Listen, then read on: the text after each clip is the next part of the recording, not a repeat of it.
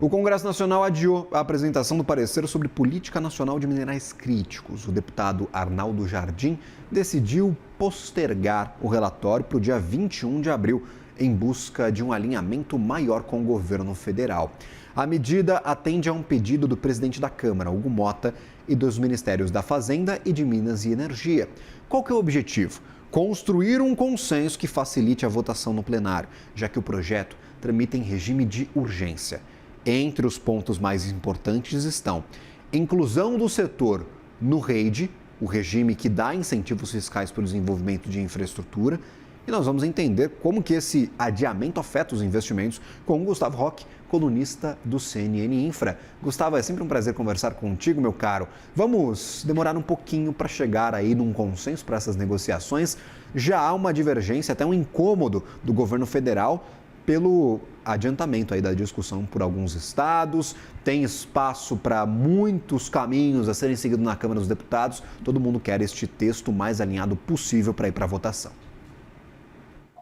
Bom dia, Gabriel. Bom dia a todos. Sempre um prazer meu também estar aqui com vocês. Pois é, Gabriel, a gente tinha expectativa do relatório ser enviado hoje, mas eu acho que, independente da postergação, independente dos pontos que ainda precisam de ajuste mais fino junto ao governo, tem alguns que eu acho que vale o destaque, que o deputado Arnaldo Jardim já tinha adiantado na semana passada, né? Só para poder dar um destaque para eles aqui, eu acho que o ponto que ele havia sinalizado de que não haverá nenhuma sinalização sobre a criação de uma empresa estatal, eu acho que é um ponto de destaque. Acho que também que a gente trazer um destaque ou uma menção, como ele disse, para o fósforo e para o potássio, e isso conversa muito com a matéria anterior, onde você trazia o subsídio para os fertilizantes, é importantíssimo, e isso conversa muito com a questão da verticalização da cadeia.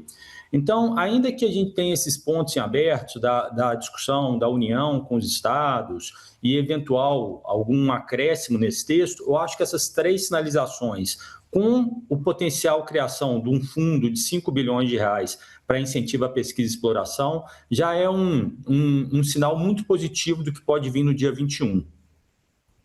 E aí, por exemplo, estes pontos mais críticos, a inclusão ou não do setor naquele sistema de benefícios tributários, isso gera muita discussão, é ponto de muito atrito ou não, deveria ser consenso? Qual que é a tua avaliação sobre isso, Gustavo? Se a gente olha pelo lado da iniciativa privada, esse pleito ele já ocorre há muito tempo, né? Dado as condições de risco de investimento que são feitos nos projetos iniciais, inclusive o interesse do próprio setor e do governo também em ampliar a verticalização e aumentar o desenvolvimento da cadeia, né? Eu acho pouco provável, Gabriel, da gente não ter incentivos desse tipo para o setor. O governo canadense tem feito isso, o australiano, a Arábia Saudita, para que a gente tenha competitividade para atrair o investidor internacional, para que ele tenha mais conforto. Isso vai ter que ser construído. Se vai ser possível de ser feito nas 2 próximas semanas, a gente ainda vai descobrir como que isso é feito. A gente sabe que tem um aperto orçamentário para ser desenvolvido, mas a gente tem que entender também que esse processo do envio do relatório é um rito do processo que ainda vai levar bastante tempo. Acho importante a gente acelerar a discussão. Alguns artigos da semana passada, eu vinha fazendo uma reflexão sobre isso, só fazendo uma conexão aqui, né? A gente fala da transição energética como se ela fosse uma ação futura ainda. Não é. Isso já está acontecendo, a gente precisa dar celeridade nessas discussões e para poder trazer para ações mais concretas no nosso dia a dia, no dia a dia de quem está empreendendo os projetos. Caso contrário, a gente pode perder essa janela de oportunidades que está ocorrendo. Mas, reforçando ainda os pontos, né? Quando o empreendedor ele vê esse fundo possível de 5 bilhões de reais como um mecanismo garantidor, eu acho que isso é visto com bons olhos, é complementar as discussões de isenção e subsídios que a gente pode ter. Quando a gente olha para o mercado internacional, o volume que está sendo despejado, talvez 5 bilhões, que não vai dar nem $1 bilhão, seja pouco, mas eu gosto muito do conceito, né? É melhor dinheiro algum do que dinheiro nenhum para poder incentivar esses projetos.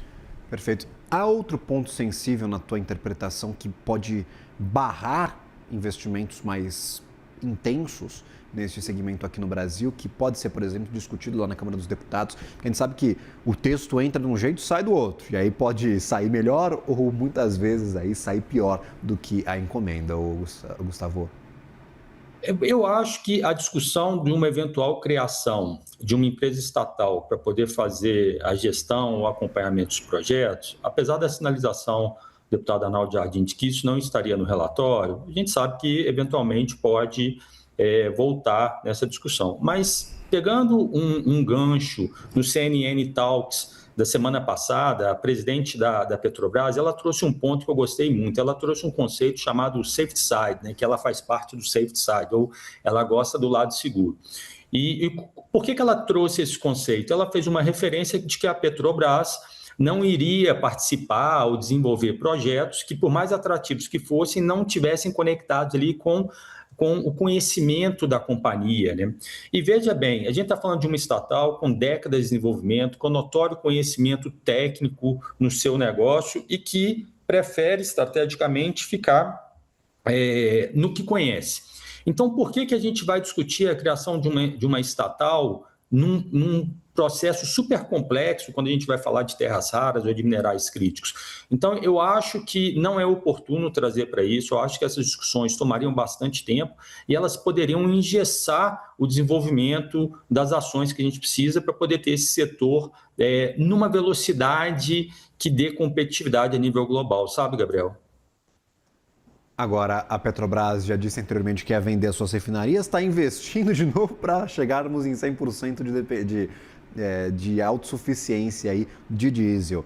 Petrobras, inclusive, já disse-se disposta a investir em geração de energia eólica offshore com hidrogênio verde. Então, você acredita que essa declaração de que a Petrobras não investiria nesse tipo de projeto é uma declaração final ou há espaço para a petroleira se aventurar nesse tipo de projeto? Porque a gente já viu isso acontecendo anteriormente, viu, Gustavo? Eu acho que as estratégias de negócio elas vão se adaptando conforme as oportunidades vão surgindo, Gabriel. Agora, quando a gente olha também para oportunidades, seja relacionadas à energia eólica ou solar, também foi bastante discutido no CNN Talk semana passada, o presidente, o CEO da CEMIG trouxe, né? E a gente vê o que tem acontecido no sistema nacional, muitas vezes desses projetos tendo que operar abaixo da sua capacidade, impactando na viabilidade desses projetos. E eu acho que tem uma oportunidade de incentivar esses projetos quando a gente pensa no desenvolvimento ou na atualização da nossa rede, que tem sido o gargalo. Quando a gente fala da verticalização da cadeia, a gente pensa muito, talvez, num processo um pouco invertido, né? A gente vai fazer o refino desses minerais críticos para então levar para o mercado. Mas será que, quando a gente faz a estratégia que outros países têm utilizado, de garantir a infraestrutura que tem, então, se a gente tem uma infraestrutura de rede, principalmente distribuição adequada, eu vou ter ali um consumo altíssimo de cobre, de alumínio, de zinco, de outros elementos, né? Então, o Reinaldo, CEO da CEMIG, ele deu alguns exemplos que vai dobrar o número de subestações no estado de Minas Gerais, são mais de 70 bilhões de reais sendo investidos pela CEMIG. O Sandoval, diretor da ANM, da ANEEL, ele trouxe o exemplo dos investimentos de algo em torno de 180 bilhões de reais sendo investidos em rede no Brasil, uma rede que é maior do que a rede de toda a Europa. E esse investimento ele vai ocorrer de 25 a 2028. Então, veja só que o investimento em infraestrutura, no caso da rede, ele pode atuar nas duas pontas, né? Trazendo atratividade para novas usinas solares, novas usinas eólicas e ao mesmo tempo viabilizando projetos que vão avançar no refino ou em produtos mais elaborados da cadeia da mineração de minerais críticos. Agradeço imensamente, Gustavo Roque. Aguardamos agora só lá para abril, teoricamente, para termos um texto fechado, para a gente discutir novamente essa tramitação no Congresso Nacional. Esperamos que com mais definições e com um alinhamento aí que faça com que o Brasil aproveite essa oportunidade que está sendo aberta para a exploração de minerais críticos. Até uma próxima, meu caro. Uma boa quarta-feira para você. Até a próxima. Excelente dia a todos, Gabriel. Valeu, bom dia para ti.